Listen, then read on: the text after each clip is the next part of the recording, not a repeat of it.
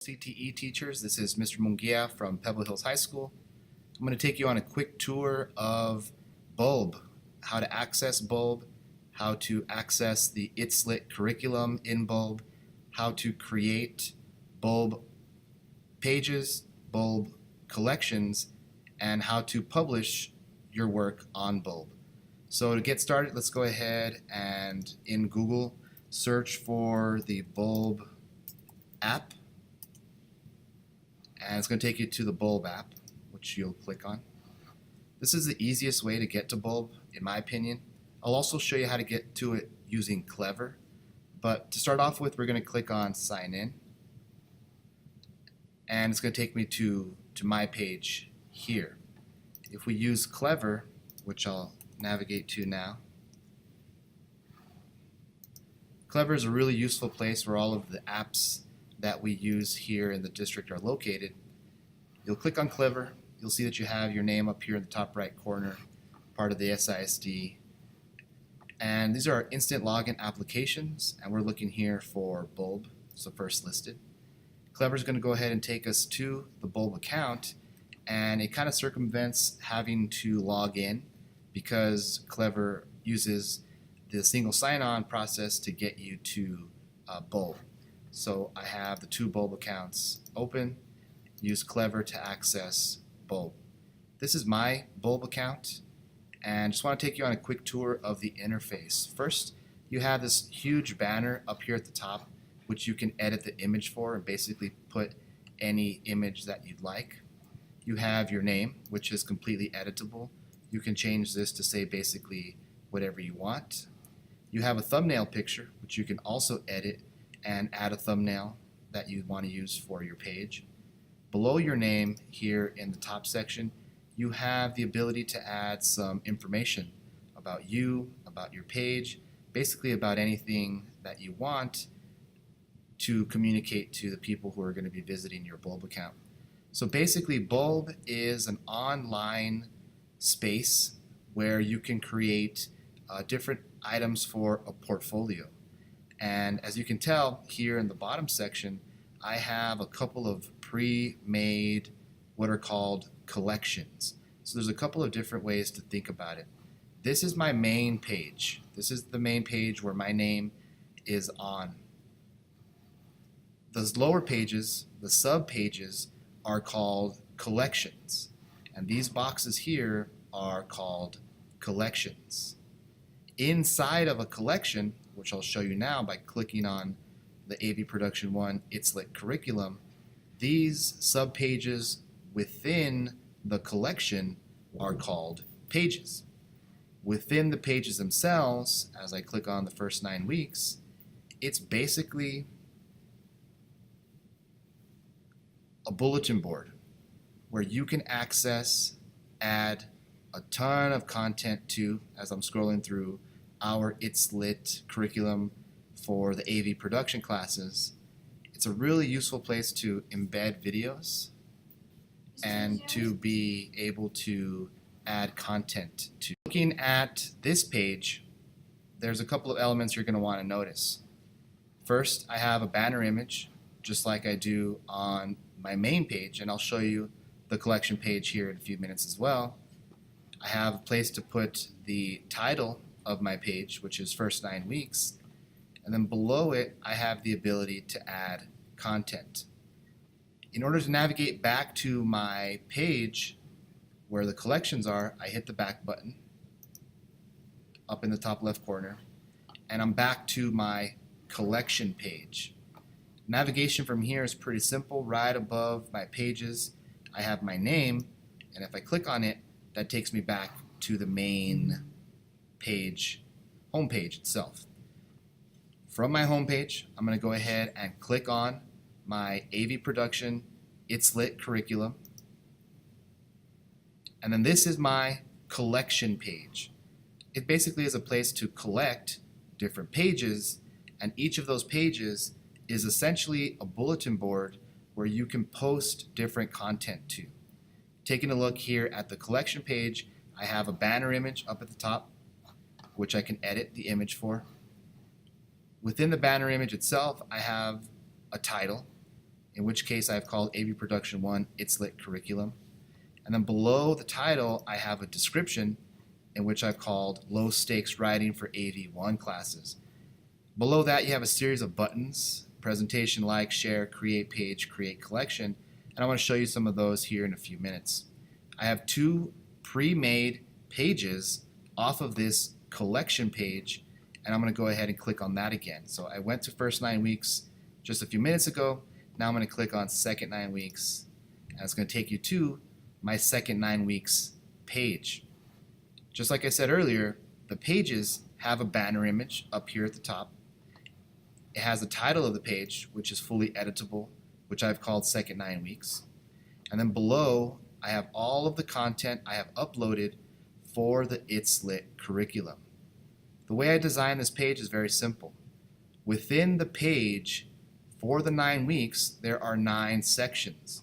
I have bolded and underlined the heading, in this case, Camera Basics, and below it, I have embedded the different content that will need to be accessed in order for the teacher to share with students for them to be able to do the assignment. In this case, I've also added a bit of information here in terms of the student interview questions. And then last, on this part of the post on the page, I have what's called the curriculum itself. Now, how do I access this? Well, for me to be able to show you, I have to go to what's going to be called preview mode. In preview mode, this is the way it's going to look for you when you access it from your instructor, whoever the teacher is that created it for you. Here I am back in the preview mode, and this is the way it's going to look to you as you're able to access the different pages from the collection that has been sent to you with the It's Lit curriculum. I wanted to highlight just a couple of basic things in terms of how it's going to look.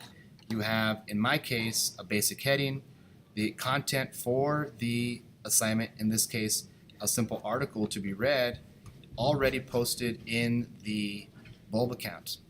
We also have some questions and ultimately the curriculum itself. If I expand it, which you will be able to do, it'll open it up in a new tab, and this will be the details for the lesson itself. Now, of course, there's a variety of ways for me to be able to access it, either off of the tab itself. Of course, I can choose to open the original, print, or even open with Google Docs in order to be able to download and save. Looking further into the page, I have my second heading, which would be essentially for week number 2, and I have a couple of videos that have been embedded, as well as the information. So let's say I want to access this video. Well, all I have to do is ever since they could fit camera, and it'll play it directly. Now, if I wanted to share this with my students, I could easily access the URL, embed it onto whatever LMS I happen to be using. Same thing goes for the articles. In this case, for Camera Basics, I can click on the article, I can expand, I can do different things in order to download it and to get it to the students. So going through the list, I have Camera Basics, Camera Moves with the content and the curriculum, Camera Shot Types with the content and the curriculum, and I'll just kind of scroll down so that you see that each section with its heading contains whatever content needs to be accessed, as well as the instructions specific to the assignment. And what I'm trying to do is help the teachers in the AV production department have a one-stop to be able to access the stories, to make this as simple as possible. So the week that I hit visualization, I know that this has been pre-thought out. I have access to this content, I have access to this to download and to print if necessary, and then clearly stated objectives and goals for the assignment in order for me to be able to share that with the teachers and the students.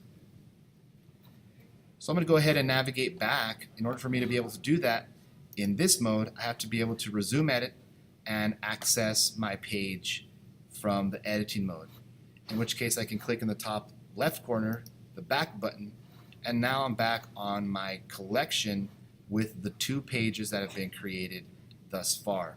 First 9 weeks, second 9 weeks. What I want to go ahead and do now is take you back to the home page, the main page, and just go through briefly the process for creating a collection, designing the collection, and being able to create a page within the collection. So here we go. I'm going to click on Create Collection. It's going to give me a blank template. I'm going to go ahead and call this my test collection. That's the title. The description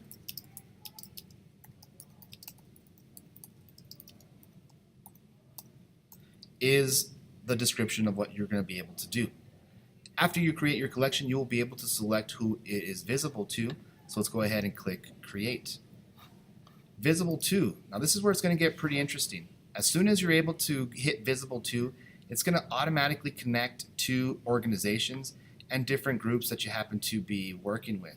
In this case, in order to make it accessible to people within the district, all I have to do is select Socorro ISD, and now you're able to share it with anybody within the district network. You can also look for specific users if that sounds like something you want to do. You can create a private share link. It has a tutorial on how to publish. This is where I can delete or I can save this later for now. I'm going to go ahead and keep it as is for now, so I'm going to hit the less button. I'm going to go ahead and add a cover image for this to happen. Now I have a couple of pre-composed cover images here in my library, but I'm going to go ahead and upload one. So if I click on the upload button, click on the browse, it's going to open up my Finder. Now I'm working on a Mac, but yours should be accessible the same through a Windows computer. And I'm looking for a picture, something that I think might be useful. I'm going to go ahead and just click on this JPEG image that I have here, click Open. It's going to upload and it's going to add it to the top of my page after some brief processing. So the image I can drag to kind of put into place however it is you think you want to put it. So that looks pretty cool for me. I'm going to click on the Save button, and lo and behold, the collection now has a banner image.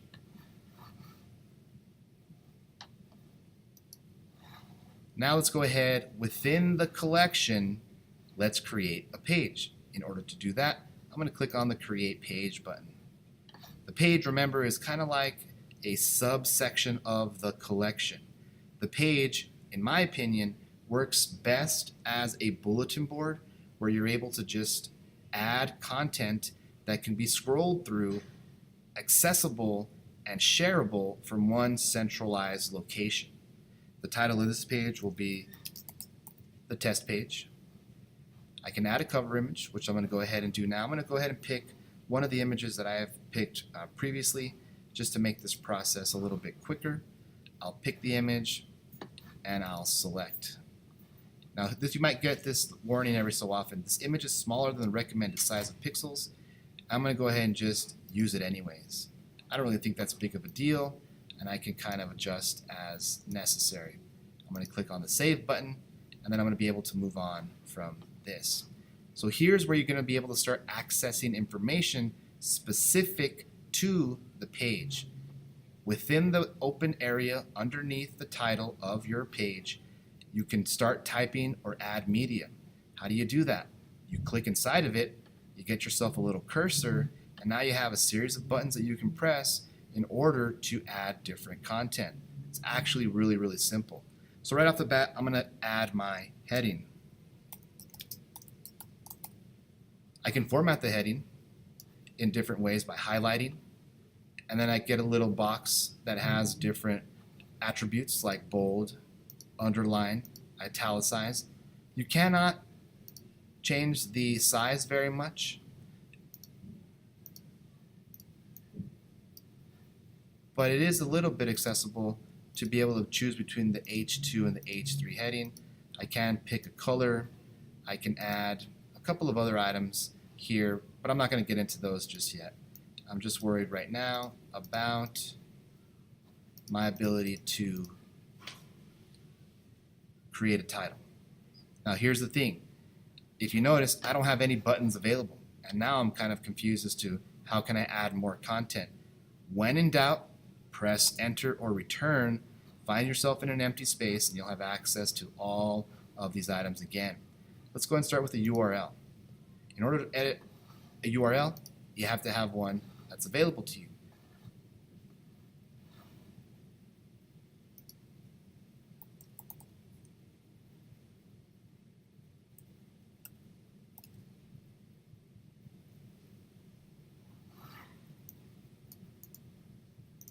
So I'm just going to type Google.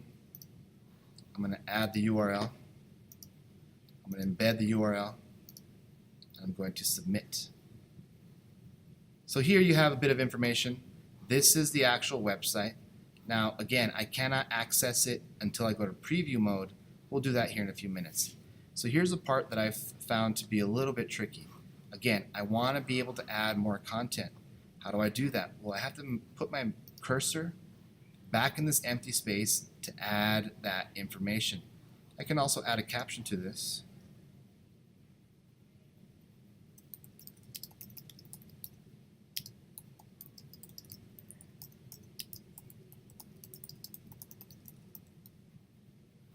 And when I click in the space below it, I have the different pieces. Let's try an image. Again, I have them in my asset library, or I can upload, browse, find wherever those images happen to be. In this case, I'm going to pick this JPEG, hit open. It's going to take a second to upload, and before you know it, it's added the JPEG specifically on my page. So you can tell it's very simple, right? I just added a URL. I just added an image. I can caption the image, or I can just click in the empty space below it. Now I can access more. How about a file? I'll click on File. I have Asset Library with all the different PDFs and Word documents that I'd like to add. But let's go ahead and upload, browse. Let's find ourselves a file, something on our piece here. How about some itinerary? Go ahead and open. And it's going to upload the document. And now I have it accessible to whoever I'm sharing this with on the page. The cool thing is that I can also just type.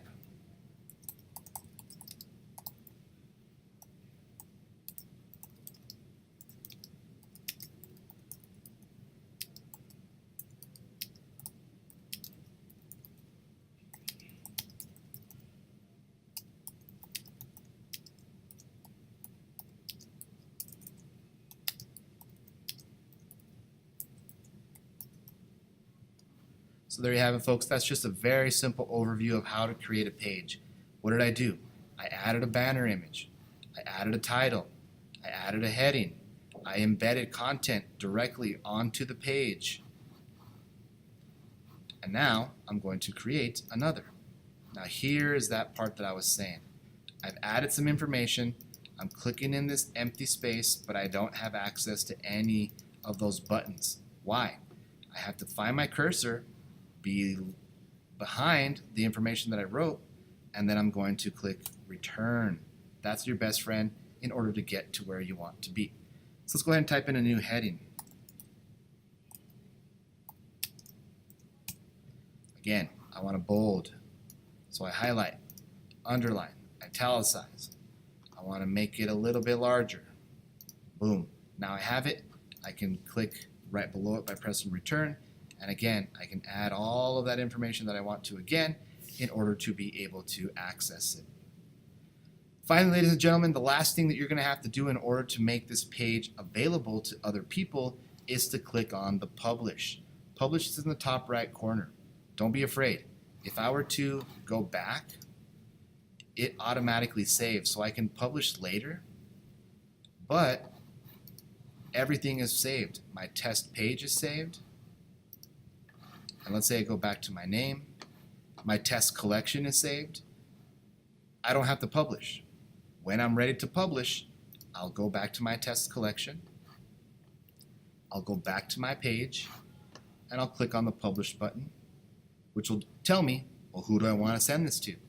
I want to send it to everyone visible in Socorro ISD. I want to make the collection available, and I'm going to go ahead and click on publish. And that's it. We're good to go. I can go back.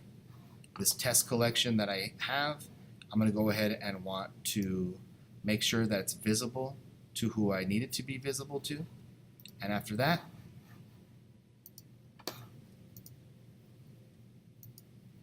as I go back to my name, I have a fully realized, complete test collection in addition to the other collections that I have created.